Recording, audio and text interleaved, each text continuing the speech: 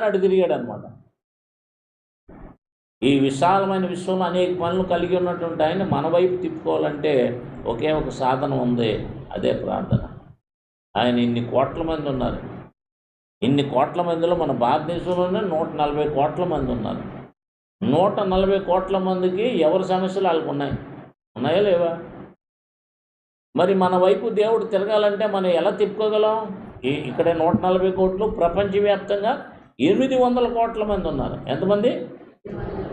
కాబట్టి అందరిలో మనం ఎవరంటే ఒక నలుసులాగా ఉన్నాం మనం. మరి మన వైపు దేవుడు తిరగాలి అంటే మనకు ఒకటి దేవుడు అవకాశం కల్పించాడు. అదేంటది? అది. అందుకనే ప్రార్థన చేయాలి. ప్రార్థన చేయుమా ప్రభువుని